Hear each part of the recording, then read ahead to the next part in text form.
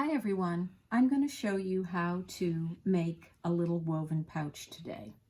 As you can see, this is a little pouch, has a little inside area, and it's made out of a piece of corrugated cardboard with toothpicks. It's quite ingenious. I've known how to make this little loom for a number of years. I learned how to do it in Florida, and it's very creative and it's fun. This one's actually been lined, so you can make different sizes and you can put things inside them. You can add some fringe, you can add some beads. It's just a very creative, fun little project. The interesting thing about this loom is that the bottom part of it will be finished, and you're actually weaving around in a tube, and when you take it off the loom, the top will be finished.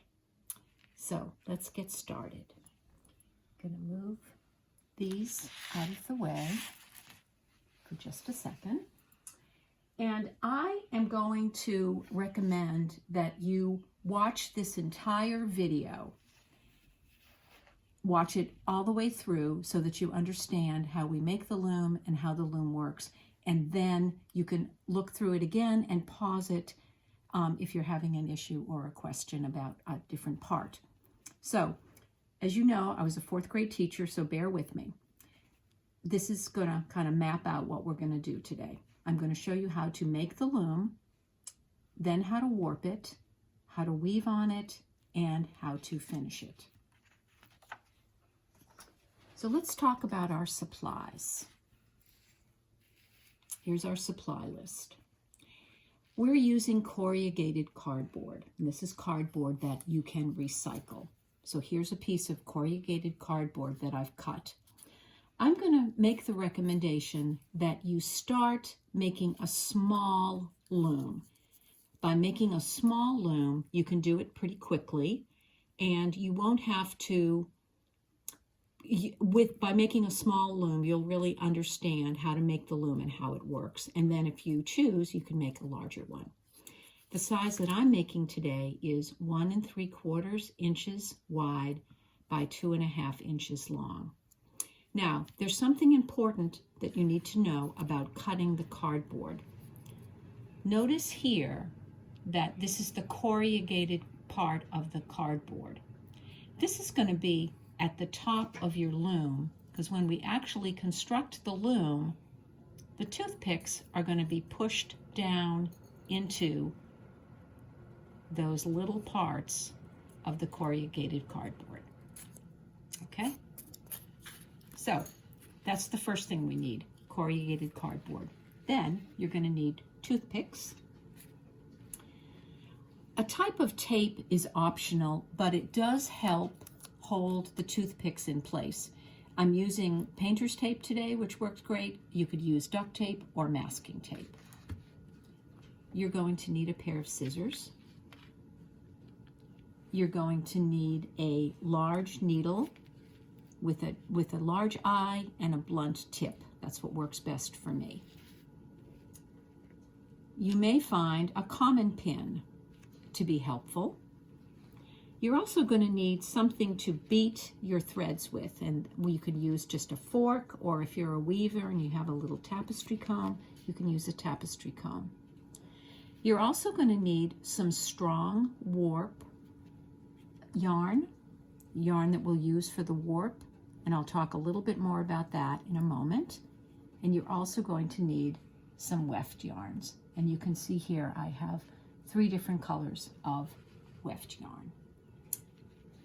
Okay, let's get started.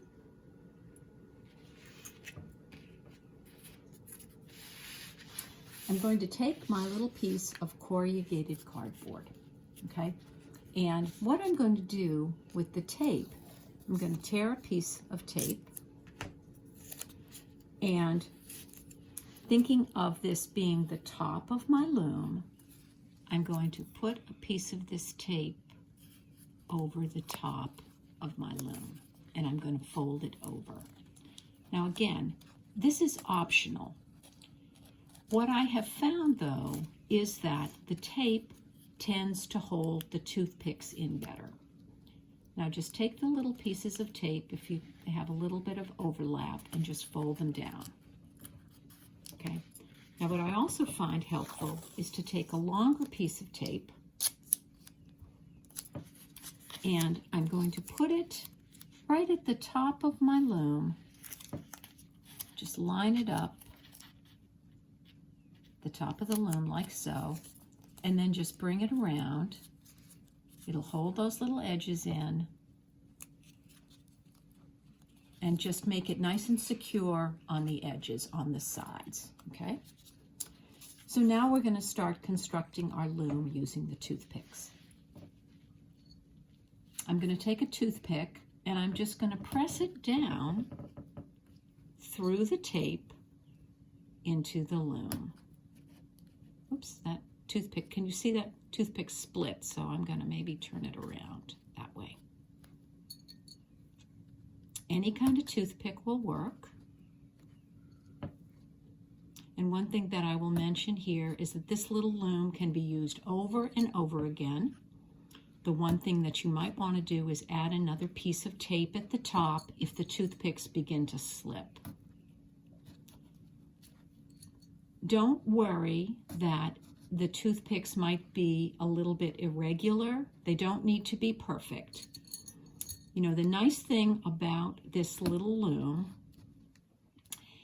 is that as you weave it, it will come together and be finished. And so you can get away with some irregularity in the toothpicks, the position of the toothpicks. Okay, that's what your loom looks like. Corrugated cardboard, tape, and toothpicks. This is what I'm going to use for warp today. And if you're a weaver, you know that one of our tricks for testing the warp is that we give it a little tug. This is a nice, strong cotton warp. I'm not sure if I mentioned this earlier, but this is a nice project for an experienced weaver or even for a person that's never woven before. So the first thing we're going to do is we're going to tie our warp thread around one of the end toothpicks.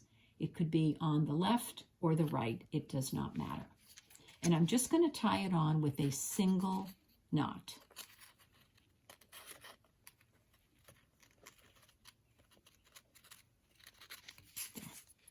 Just a single knot. Okay, so now we're going to start warping our loom. So this is going to be the warp thread. Now what happens is that this warp, I'm going to bring it down to the bottom of the loom, and I'm going to go around the bottom. And then I'm going to come back on the other side, and I'm going to go between the first two toothpicks. I'm not going to go over the loom, but I'm going to go around toothpick number 2. Looks like it has a little collar. Okay, so my warp thread is on the back of the loom. I'm going to bring it down to the bottom and back to the front side. And again, I'm going to go between toothpicks number 2 and number 3, and I'm going to go around toothpick number 3. And I'm going to continue doing that all the way to the other side. Going around the toothpicks, not over the top of the loom. Going around the toothpick, coming down, going around the bottom, up, and around the next toothpick. So I just have a few more to go.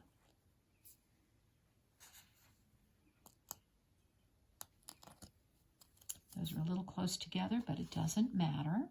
We'll all work out. Coming around that toothpick, coming down, coming to this toothpick. Now, what's going to happen now is important. This end, I'm actually going to start weaving with this yarn. And I'm going to bring this to the bottom of my loom. And this is where, if you have a little common pin, try to pierce that warp thread and then take the pin. Be careful you don't stick your finger, but tack. You're tacking that thread to the bottom of the loom right there. Now, a couple of important things are happening. This is going to give you an odd number of threads, and that's important to when we weave. So I always tell people to start weaving with that same thread that they warped with. So I'm going to cut off, I have about 20 inches there. Now I'm going to thread my needle and I'm going to start weaving. Now again, don't worry that there's a lot of space here, because as you weave, you're going to be going around and around and around, and when this comes off, it will have integrity. It will form a little pouch. So I'm going to hold this with my hand, and I'm going to start weaving by going under, over, under, over, under, over, all the way across. I'm going to pull that through, then I'm going to finish going over, under. Okay, I'm going to take my little fork, and I'm going to beat this down right to the bottom. And I'm going to look to be sure that I went under, over, all the way across. This is your foundation of your little pouch, so be sure that you have this correct. Now, when I started here, could I have started by going over that warp thread? Yes, I could have. Doesn't matter. Now, another important part. I'm going to turn this little loom over. Make a note. See this last warp thread here? I went under it. I'm going to go over this one. Over, under, over, under, over, under. Whoops, my thread came out of my needle. Let's do that again.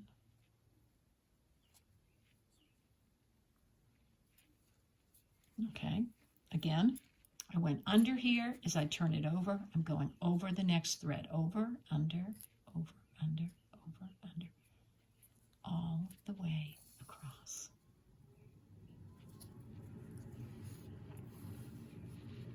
Okay, I'm going to beat that down. So there I've put in my first row. I'm going to turn it again. Now let's see. I went under this warp thread, and if the weaving gods are with me, I need to go over this next thread, and I need to go over it. So now, as you can see, you're weaving a tube.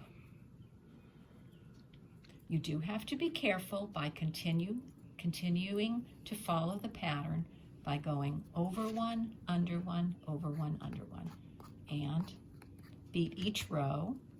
Again, I'm turning the loom, so I'm looking here. I'm going over this, and now I'm coming around, and I go under this next one, and I'm going to keep weaving.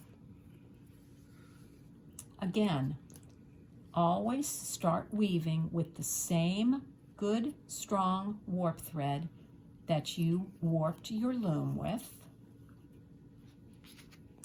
Beat each row as you go along, okay? And continue weaving under, over, all the way. I'm going to do a couple more rows here, and then I'm going to change threads, and I'm going to show you how to do that.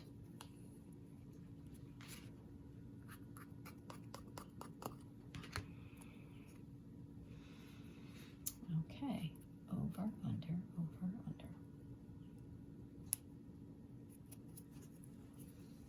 Now, after you've woven, sometimes I just beat this down with my needle. That also works well.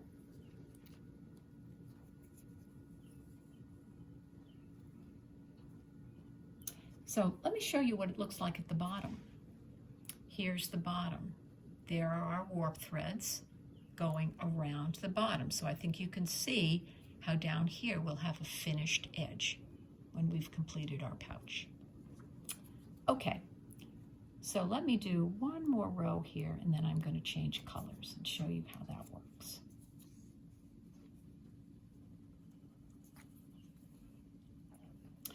These little pouches are so much fun. I have used them as Christmas ornaments on a tree. I've made little pins out of them and put little flowers in them for little coat pins. I've used them as little gifts to put a little book or a little card in. You could make a pouch for your cell phone. You could do all kinds of things with them. Okay, on this row, I'm going to show you how to add in a new thread. So I have an end here. I'm going to just weave this end in and just right down to the bottom of the loom, and I'm going to pull it through. And I'm just going to let it hang there. And I'm going to pick up a new thread. I'm going to pick up this thread, this yarn, if I can find the end of it.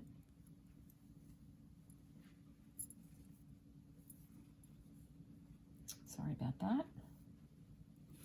There we go. Taking about 20 inches, and this is a thicker yarn. I suggest using thicker yarns on the first one. It'll go a little bit faster. Okay, so right here, I'm going to go back, and I'm going to do what weavers do. I'm going to overlap, okay? And if you are a weaver, you understand how to do this. You want to overlap some threads to make a nice, strong woven structure. So I'm going to come up here, and then I'm going to start weaving in what weavers call the same shed. It's going to look like a mistake for about 3/4 of an inch there. I'm going to go over, under, over, under, over, under, over, under, to the end. And then I'm going to beat that down. And you can see from about here to here, I have overlapped the threads, and they're in the same shed, okay? They're in the same shed. Now I'm just going to keep weaving. I'm going to turn this over, and I'm going to come around to the side. I'm going to look at what I did in the row before. I went over this thread. Now I need to go under. And I'm just going to keep weaving. Now, one thing I can do when I finish this row is I can trim those threads off. Basically, you're burying your extra threads, your beginning of a new thread and the end of an old thread. You're burying them inside your pouch. And I'm going to just trim them off so that they don't get in my way. And whenever you bring those scissors close to your warp, just be careful. You're just cutting off those ends. Okay, and I'm just going to keep weaving. Round and around and around.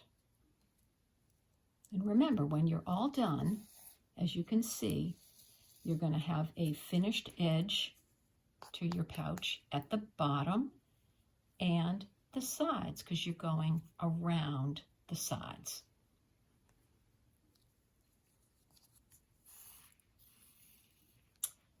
I suggest that you weave using soft yarns and use a variety of colors. Maybe choose 3 or 4 colors. And think about weaving a pouch that has little stripes. See, in this little pouch I have a number of different yarns that I've used, and I've used them in little stripes going up the pouch. You don't have to do that, but it is a suggestion.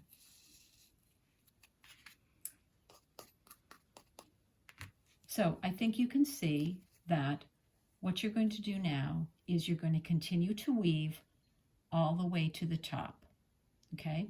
Changing threads if you like. I always like to include a novelty yarn. I just love the texture, but that's up to you. So I'm going to put this little loom down, and I leave that little pin in until I finish weaving, okay? So I'm going to put this little loom down, and I'm going to pick this one up. And as you can see, I have woven all the way to the top of this loom. I've used a variety of threads, and I've tried to beat it down as I've gone along. Now, let me thread my yarn here. And I will be the first one to tell you that when you get close to the top, the weaving gets tighter and tighter. Okay, so again, I'm still going over one, under one, over one, under one. And when you get to the top, you can see it's much tighter. And that last row or two, you may just have to do 1 or 2 threads at a time. It gets very tight. But I think you'll be happier if you go ahead and put as many rows in as you can to the top. This is going to be my last row.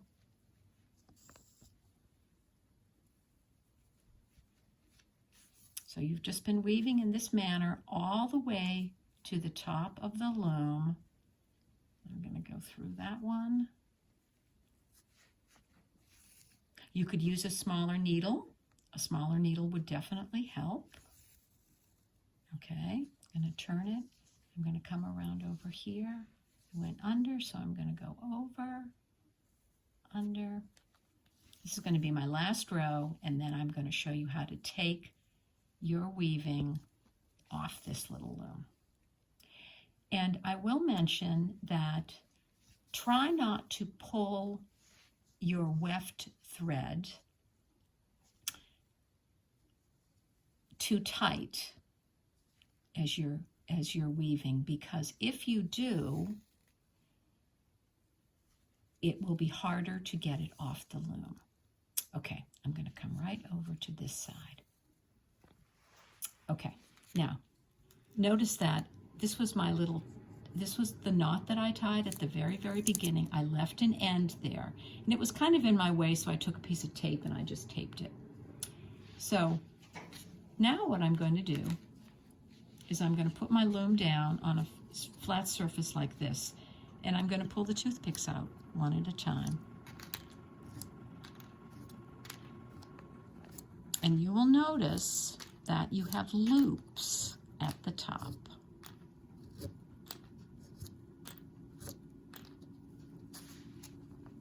That's the one that I tied. Okay, here are all my loops. Okay, and now if a weft thread is caught over the top, push it to the side, push your little pouch down, hold it firmly, and pull the piece of cardboard out. There's our cardboard, okay? And here is our little woven pouch. Now, notice, it has a finished edge at the bottom, and we've woven a little tube, and so we have finished edge on the side and on this side. Now, we have 2 threads here. We do need to do something with those 2 threads. If you can, take that knot out, and if you can't, just pull it tight. That's what I'm going to do right now. I'm just going to pull that knot tight, and I'm going to thread my needle again.